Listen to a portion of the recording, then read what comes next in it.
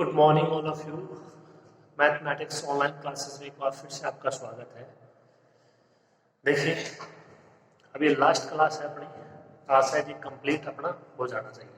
Okay, देखिए example है, उसी पे आधारित है आधार और विभव। यदि वी एन एफ के अवयव को ई आई से व्यक्त करें, यदि वी एन का कोई अवयव है उसको ई आई से व्यक्त करें जिसमें आई के स्थान पर 1 है अन्यथा सर्वत्र 0 है, तब सिद्ध कीजिए कि वी एन एफ का E1 E2 En ये कोई समुच्चय है, ये आधार होगा तथा इसकी विमा n है। तो ये आपका समुच्चय यदि वी एन एफ का आधार है तो इस आधार में n अवयव है, विमा तो n हो जाएगी। अब आधार के लिए आपको दिखाना होगा कि ये समुच्चय घात स्वतंत्र है और ये जो समुच्चय यदि आप इसको S नाम देते हो तो ये वी एन आपको जनित करना चाहिए। इसके अलावा E1 E2 En इनके मान क्या होंगे? तो इनके मान क्या होंगे? देखो, EI को ये से करते हैं व्यक्त, ये मतलब E1 E2 En इस तरीके से I का मान 1 2 डॉट डॉट डॉट n, जिसमें I के स्थान पर 1 है, यानी इसका मतलब क्या है? ये आप I बराबर रखते हो 1 तो E1, तो जो E है 1 उसमें जो पहले स्थान पर मान हो तो क्या है? 1 है, और अन्यथा मतलब जो रह गए E2 जो मतलब उसका दूसरा अवयव है, तीसरा है, चौथा है, वो सारे क्या हो जाएंगे? 0। यानी देखो, आप जैसे इसका मान इस प्रकार लिखते हो E1 का, तो पहले स्थान पे तो है 1 और ये n अवयव है, इनमें सभी में क्या है? 0। इसी प्रकार यदि E2 की बात करें, E2 तो 2वें स्थान पे तो 1 है और सभी 0, ये क्या हो जाएगा? 0 1 0। ठीक है, आपके समझ में आगे की बात। E3 की बात करें तो 0 1 0, ये 0 0 1 इस तरीके से, और इसी प्रकार यदि En की बात करें तो लास्ट में जो n पद है वहां पे n स्थान पे क्या होगा? 1 होगा। ओके, तो ये थोड़ा सा इसमें एक्स्ट्रा है कि E1 E2 En है, इसके मान होंगे किस प्रकार से। ओके, देखिए शुरू करते हैं।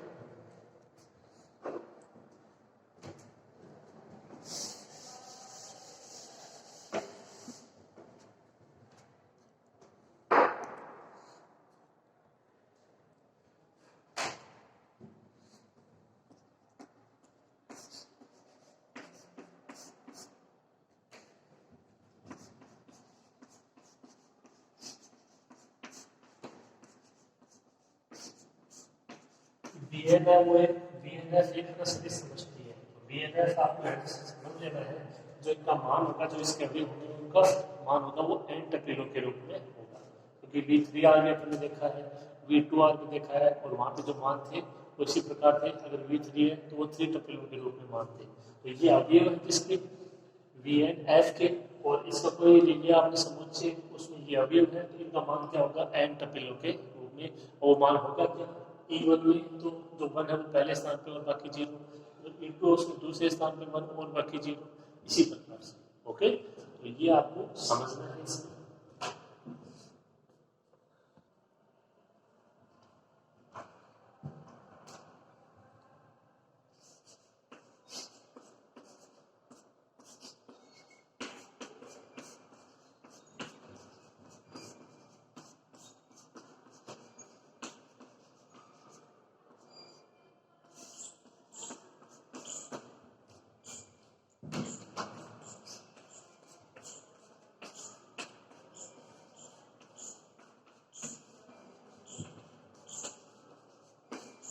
यदि S है तो ये S का कोई समुच्चय है, तो S में ये अवयव हो जाएंगे E1 E2 En। अब बात कर लेते हैं कि E1 E2 En है, उसके मान होंगे इस प्रकार से।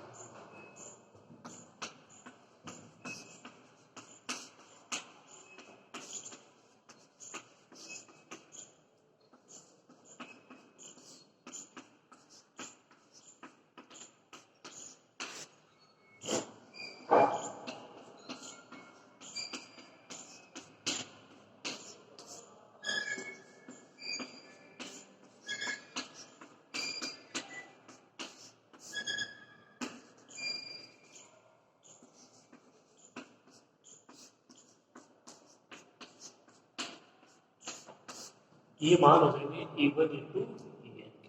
ओके, E1 का मान 1 0 0 0, E2 का मान 0 1 0 0 0, E3 का मान 0 0 1, आगे डॉट डॉट 0 1।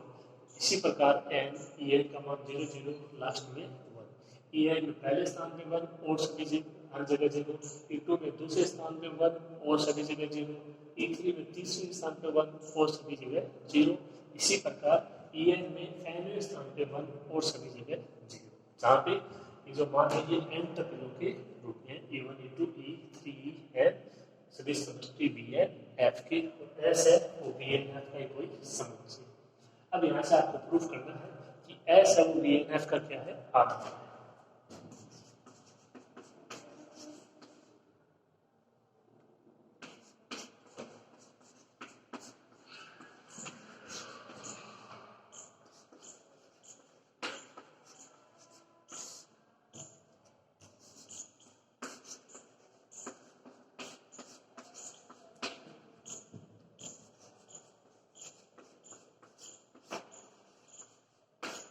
प्रूव करना है कि जो समुच्चय S है वो क्या है, BNF का आधा है। तो सर्वप्रथम प्रूव करेंगे कि S क्या है, इसका एक घात स्वतंत्र है और फिर S BNF को जनित करना चाहिए। ओके, बहुत ही आसान सा क्वेश्चन है, लिखो और शुरू करो।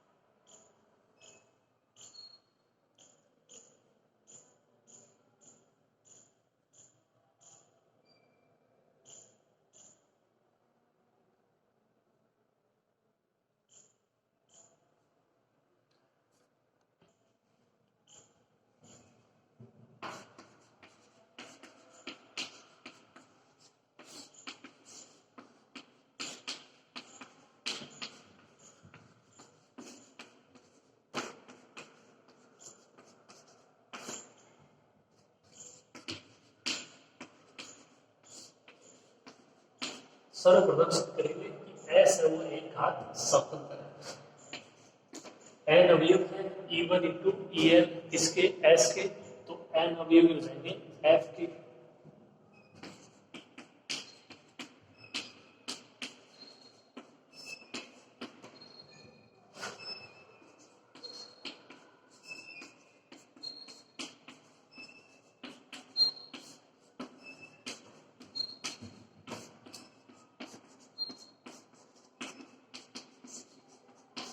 तब S के एक घात स्वतंत्र होने के लिए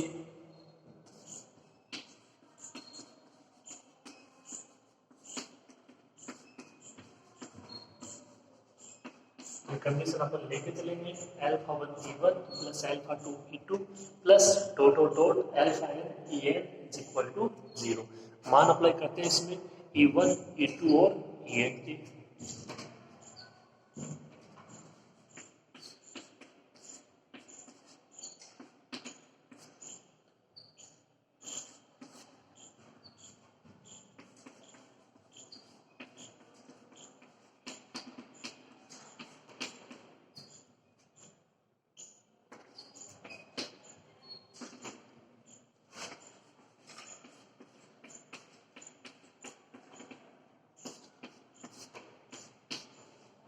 ये मान होंगे इनके, अब इनका एक बार मल्टीप्लाई करना है और फिर योग करना है।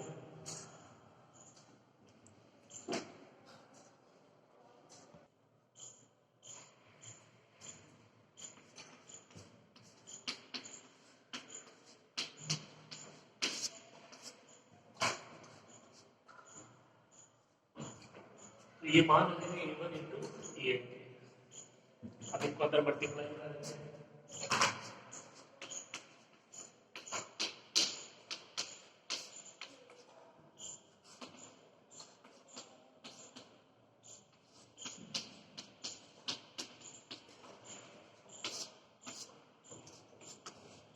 ऐड हो जाएगा,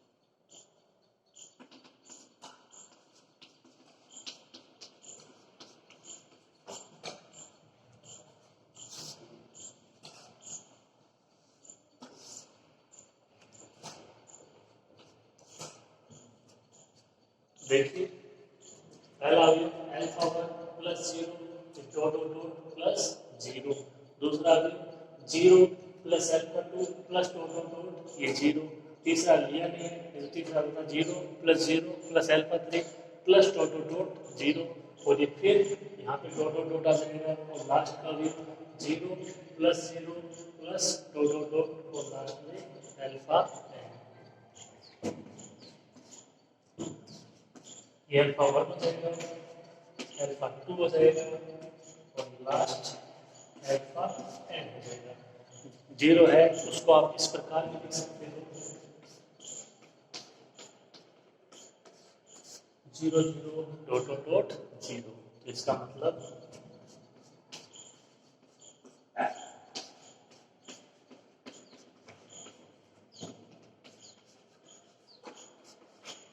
अल्फा 1 का मान 0, अल्फा 2 का मान 0, dot dot dot alpha n का मान 0 हो गया। s एक घात सतत, ठीक है, लिख लो आप, एक कंडीशन हो गया।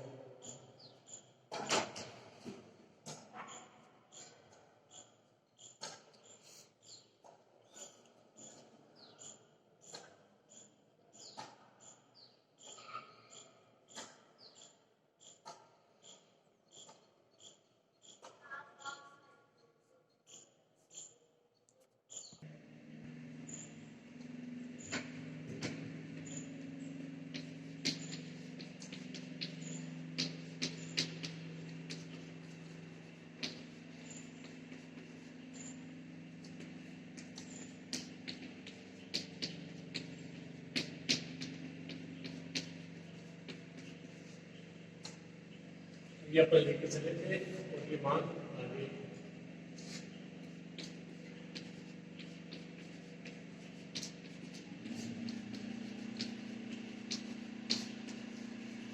s क्या हो जाएगा एक घात 77। अब देखिए v है, v एन f है, उसमें कोई अवयव लेते हैं,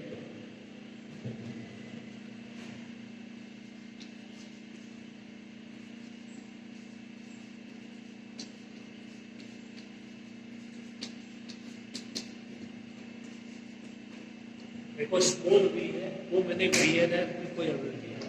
अब वी एन एफ के अवयव किस प्रकार के हैं, यहाँ पे देखो परेशानी आएगी आपको, तो इसको आपको समझना होगा कि वी एन एफ में यहाँ पे अवयव कैसे हैं E1 E2 EN, और उनका मान कैसे है n करके होगा। इसका मतलब यहाँ पे वी एन में वी एन एफ में अवयव ले रहे हो v, तो इसका मतलब जो स्मॉल v है उसका मान भी होगा n टपेलों के, ठीक है। ये आपको समझना होगा कि जो मान दिया गया है उसके अकॉर्डिंग आप जो आप एक उसमें अवयव डिफाइन करते हो वी में या यहाँ पे वी एन एफ में, उसका मान होगा किस तरीके से, ओके।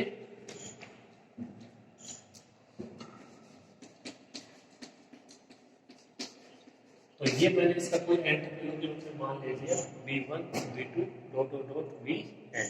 अब देखिए कंडीशन क्या है,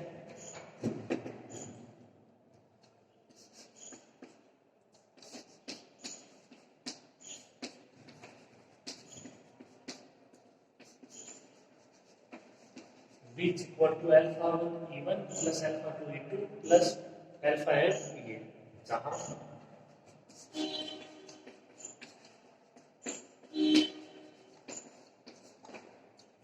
alpha 1 alpha 2 dot dot dot alpha n belongs to f। अब आपको करना क्या है कि alpha 1 alpha 2 alpha n का मान ज्ञात करना है, जो यहाँ पे है, यहाँ पे मतलब v1 v2 vn के पदों में, ओके। देखिए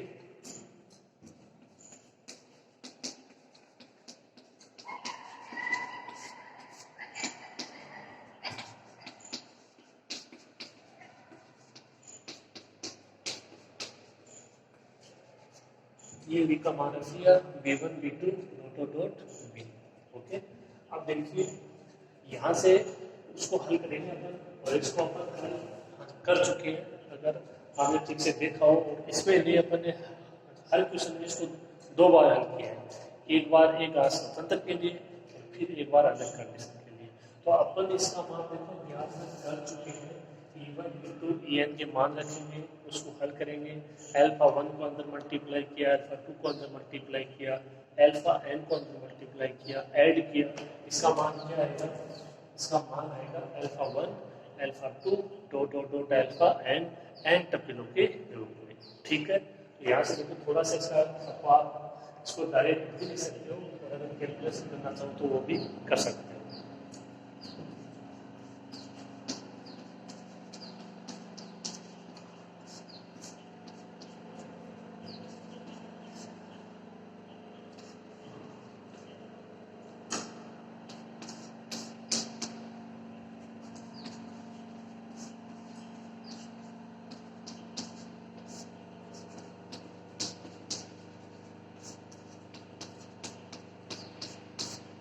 ये बात करती है E1 इंटू EN के।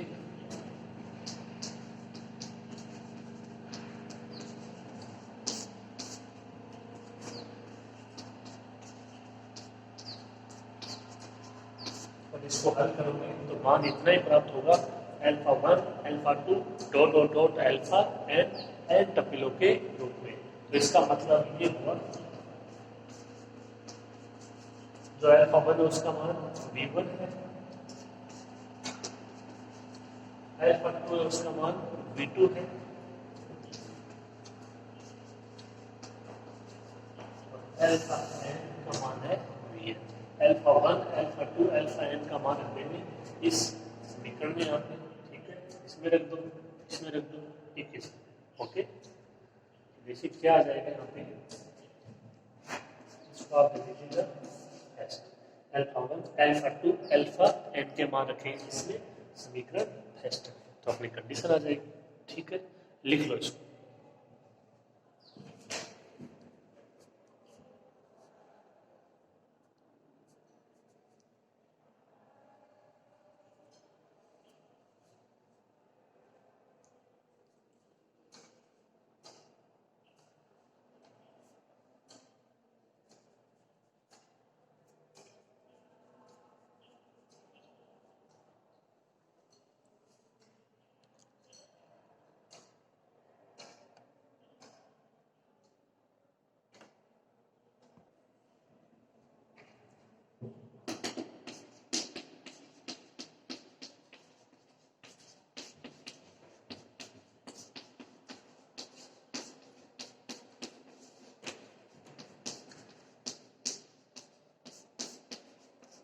Alpha 1 alpha 2 dot dot dot alpha N के मान समीकरण फर्स्ट में रखने पर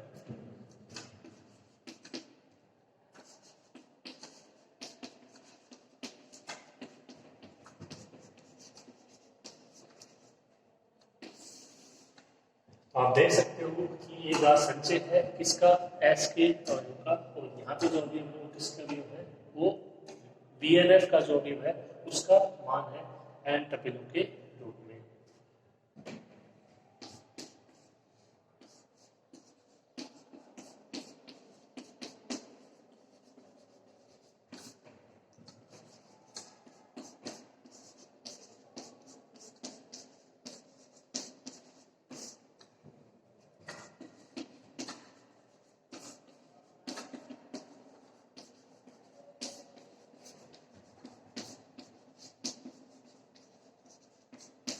BNF के अवयव स्मॉल b को S के एक घात संचय में किया जा सकता है।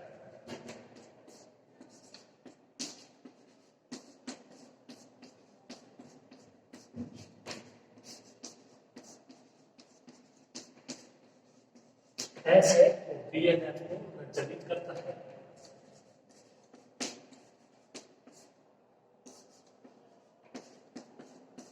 अर्थात BNF is equal to NS।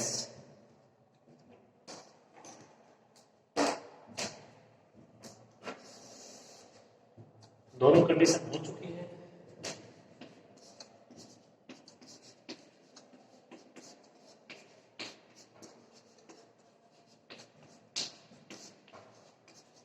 S है VNF का आधार है और S आधार है, उसमें अवयवी संख्या n है, dimension of V is equal to n।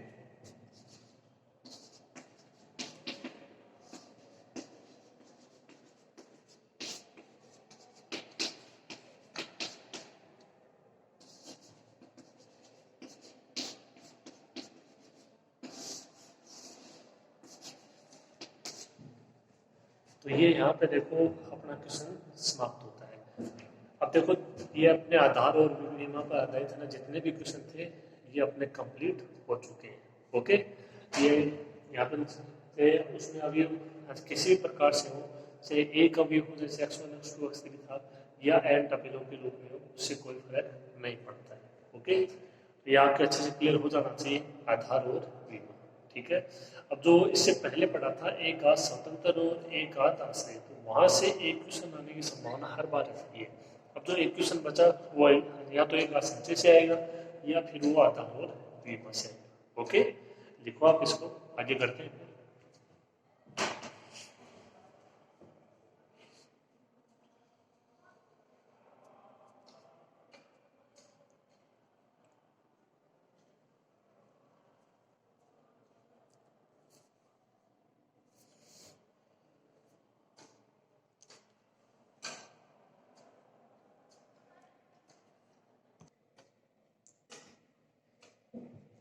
देखिए थ्योरम है, और ये थ्योरम जो है वो एक हाथ स्वतंत्र, एक हाथ आश्रित और एक हाथ संचय, उस पर आधारित है। ठीक है, वह भी थी थ्योरम, तो इसको देख लेते हैं अपन। ओके, अपन पढ़ रहे हैं तो ऐसी कोई दिक्कत नहीं है कि भूल गए भाई एक हाथ स्वतंत्र है आश्रित है। ठीक है, अपन उसको लगातार पढ़ रहे हैं तो दिक्कत नहीं आएगी। स्टेटमेंट पढ़िए, सदिश समष्टि वी एफ में यदि सदिश V V one V two dot dot P N, ये कुल कितने अवयव है, n+1 अवयव है। v1 v2 vn n अवयव हो गए, एक है v, तो n+1, ये तो एक हाथ आश्रित हो, और v1 v2 vn है वो एक हाथ स्वतंत्र हो। अब इसमें थोड़ा सा अंतर है, मतलब इसमें एक अवयव और है v और इसमें v नहीं है, तो यदि v के साथ हो जाता तो ये एक हाथ आश्रित हो जाते हैं, और v1 v2 vn है तो ये एक हाथ स्वतंत्र हो जाते हैं। तो आप देख लीजिए कहाँ पे फर्क रहेगा। हो तो सदिश v है, वो सदिश तो v1 v2 vn का एक हाथ संचय, एक हाथ संचय की परिभाषा आपको पता ही है, v1 है वो v1 v2 vn का एक हाथ संचय होना चाहिए। ओके, तो यहाँ से देखो दोनों में अंतर ये है कि v1 v2 vn तो एक हाथ अनस्वतंत्र है, तो इनका मतलब इनके जो गुणांक होंगे यानी अल्फा 1 अल्फा 2 अल्फा n, वो तो सभी जीरो होंगे। इसका मतलब ये होगा कि जो v का गुणांक है वो कभी भी जीरो नहीं होगा। ठीक है, यही एक कंडीशन है कि जिनके लिए इन दो स्टेटमेंटों की पालना होगी, ये संतुष्ट हो पाएंगे। ओके, तो ये आपको सोचना पड़ेगा कहाँ पे ऐसा कौन सा मान होगा जिसके लिए ये एक हाथ आश्रित हो जाए और ये एक हाथ स्वतंत्र हो जाए। देखिए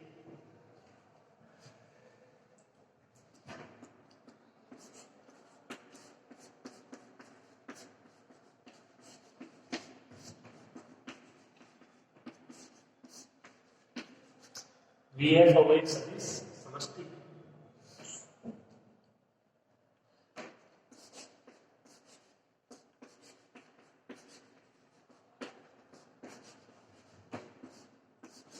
ये सभी v के अवयव हैं, v v1 v2 vn, तो अब इन्हीं के संगत f के अवयव ले लेते हैं।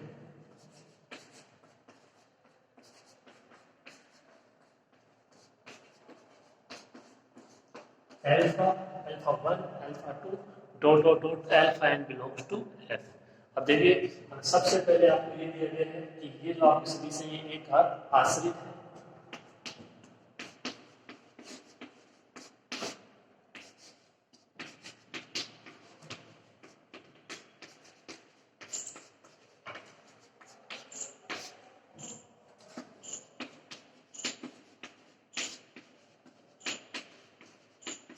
तब तो जो समीकरण आएगी वो तो दोनों में सेम आएगी, लेकिन यहाँ पे ये n सदिश है और यहाँ पे n+1 सदिश है।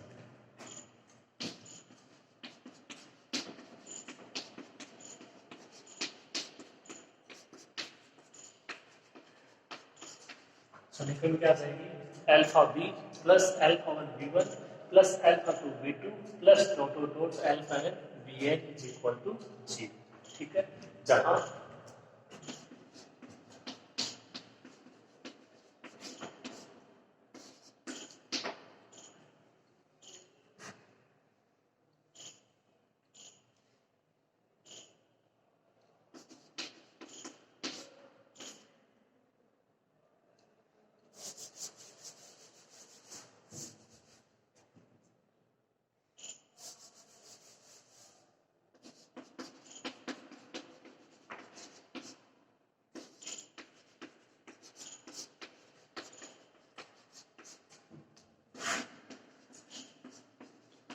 जहां एफ के सभी अवयव शून्य नहीं है।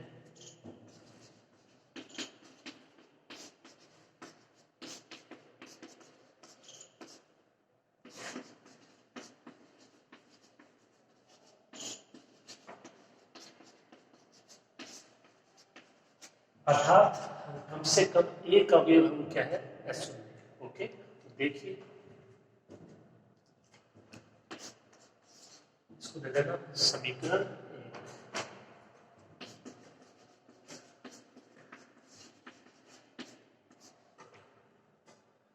एक अवयव होगा शून्य है, तो आपको पता चल गया कि शून्य कौन सा लेना है, एल्फ है वो लेंगे नॉट इक्वल टू 0, क्योंकि अगर आगे वाले लेंगे तो आगे अपने को इस कंडीशन की पालना करनी है। ठीक है, ये दोनों कंडीशन की पालना होनी चाहिए, दोनों सेटिस्फाई होने चाहिए।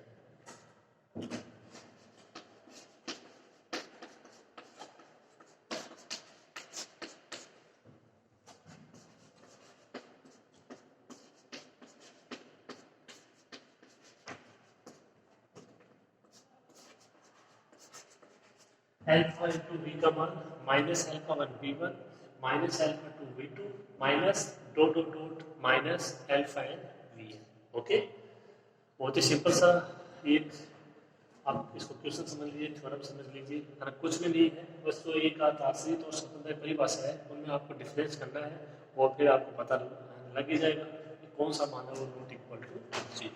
ओके, लिखो, शुरू करो।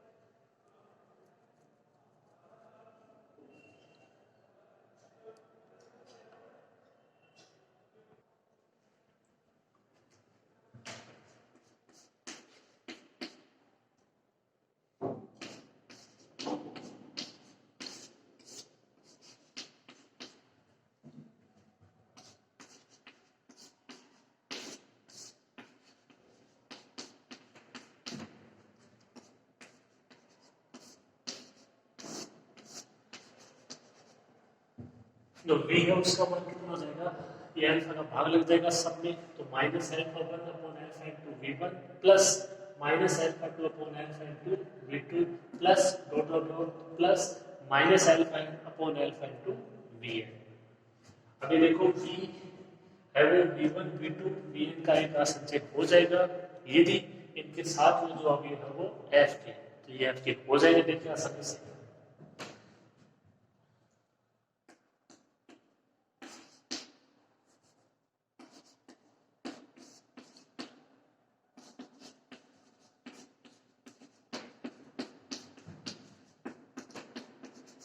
Alpha I belongs to F, ये अपन ने लिए है alpha one alpha two alpha N B F के अवयव है, एंड अल्फा भी एफ का अवयव है। ठीक है,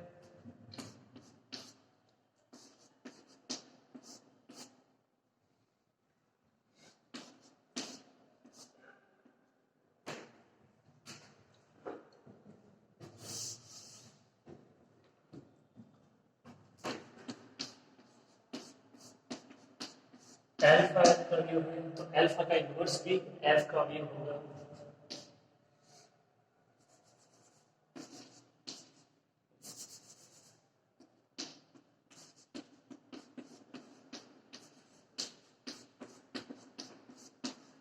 अल्फा आई एफ का अवयव अल्फा इनवर्स एफ का अवयव, तो इसका मतलब इनका दोनों का गुणन भी एफ का अवयव, या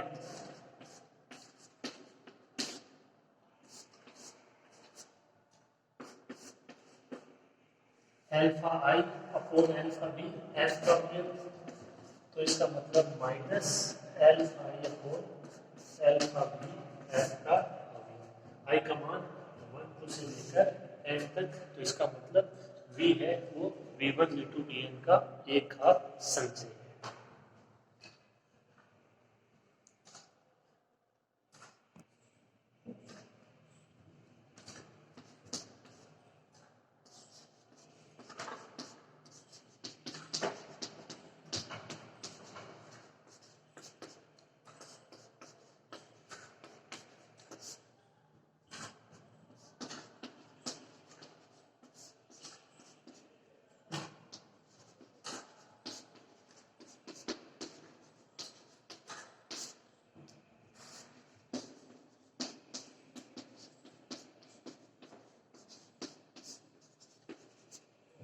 v को v1 v2 vn के एक घात संचय के रूप में व्यक्त किया जा सकता है।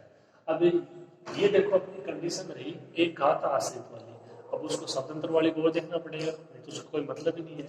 देखिए आप अपन ने कंडीशन ली थी कि अल्फा नॉट इक्वल टू 0। अब अपन देखते हैं कि अल्फा यदि हो जाए 0 तो क्या संभव है? नहीं है। तो देखिए उसके लिए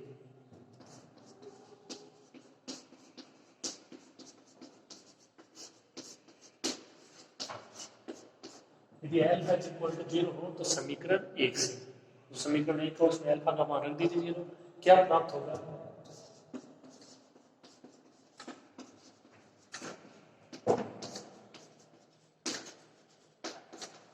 alpha 1 v1 plus alpha 2 v2 plus dot dot dot alpha N vn is equal to 0। यहाँ पे था अल्फा v, अल्फा हो गया 0 तो वो पूरा मान 0। अब ये कंडीशन आ गई और आपको दे रखा है कि v1 v2 vn क्या है? एक घात स्वतंत्र है।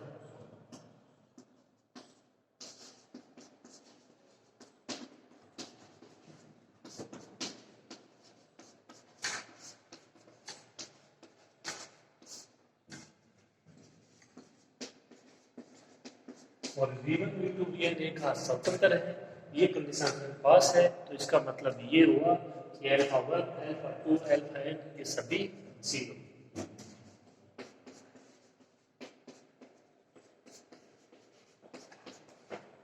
अल्फा 1 अल्फा 2 अल्फा n ये सारे अभी किसके हो जाएंगे? 0। ओके, लिखो यहाँ तक।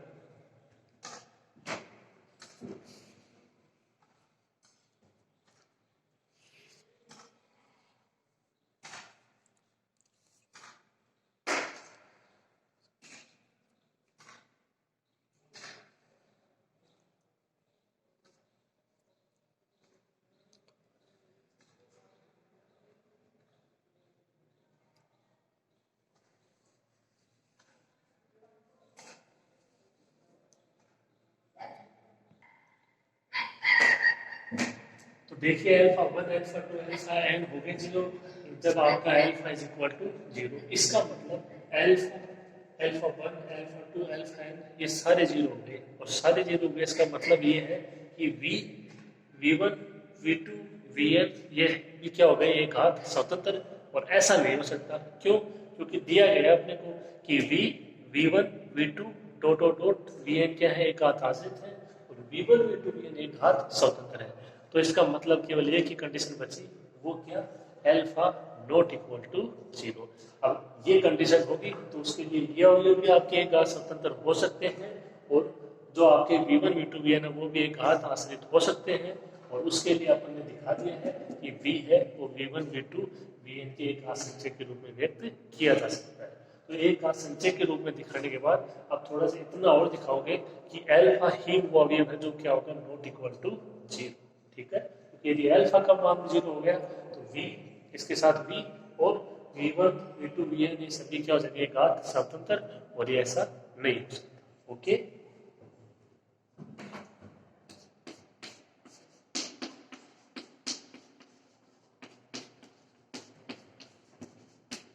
तो यहाँ से तो यही रिजल्ट आया कि अल्फा इज इक्वल टू 0 लिया, अल्फा 1 अल्फा 2 अल्फा n भी क्या आ गए? सभी 0।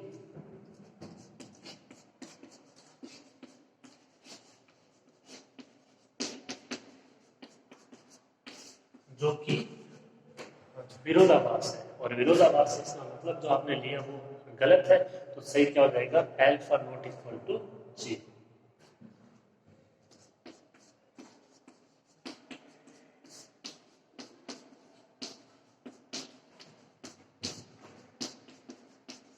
हमारा अल्फा इक्वल टू 0 मानना है वो गलत है। तो इसका मतलब अल्फा नॉट इक्वल टू 0, उसमें आपके v1 v2 vn तो एक घात आश्रित हो जाएंगे, और v1 v2 vn है वो एक घात स्वतंत्र हो जाएंगे। ठीक है, इसके सामने v आ जाएगा तो एक घात आश्रित, और v नहीं आएगा तो एक घात स्वतंत्र। ओके, और जो v है उसको भी आप v1 v2 के एक घात संचय के रूप में व्यक्त कर सकते हैं। तो ये थोड़ी सी आपको साथ में कंडीशन दिखानी है कि अल्फा क्या होगा? Not equal to 0।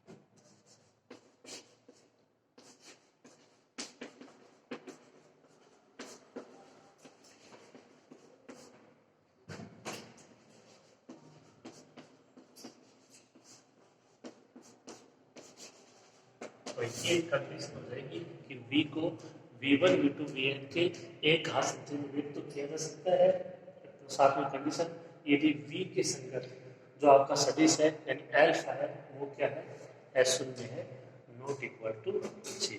ओके, तो ये एक थ्योरम थी, एक घात संचय, एक घात स्वतंत्र और एक घात आश्रित, इन पर डिपेंड। समझ में आ गई होगी आपके, सिंपल सी कंडीशन। ओके, पूरा करो इसे।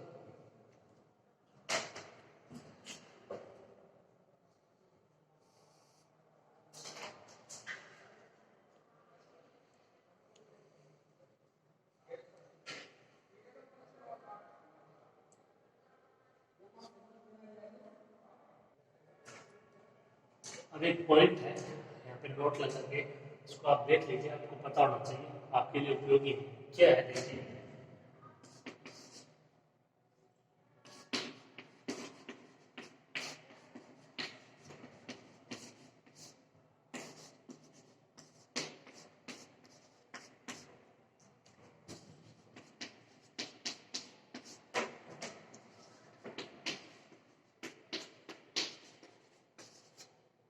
इसको अपन ने अभी अभी दिखाया है कि E1 इंटू EN है वो सदिश समष्टि VNF का आधार। तो सदिश समष्टि VNF का आधार E1 इंटू EN है।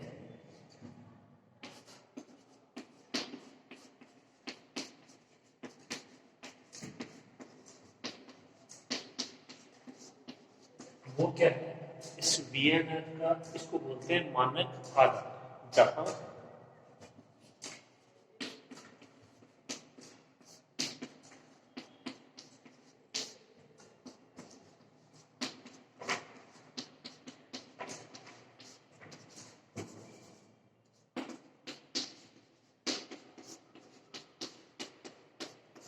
ये अपने मान थे E1 इंटू EN के। तो इनको क्या बोलते हैं, इसको बोलते हैं VNF का मानक आधार। इसी प्रकार से आप और भी किसी को डिफाइन कर सकते हो, जैसे V2F, V3F। कैसे देखिए,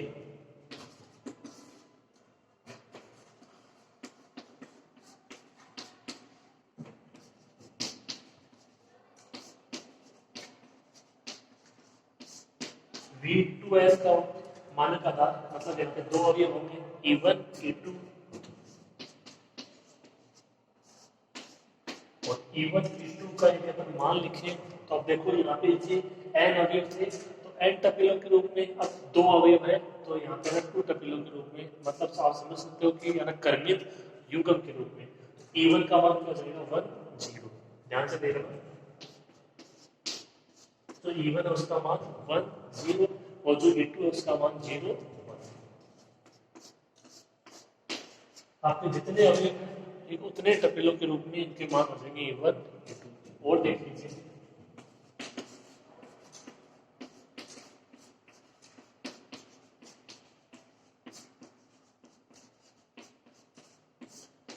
V3F का मानक आधार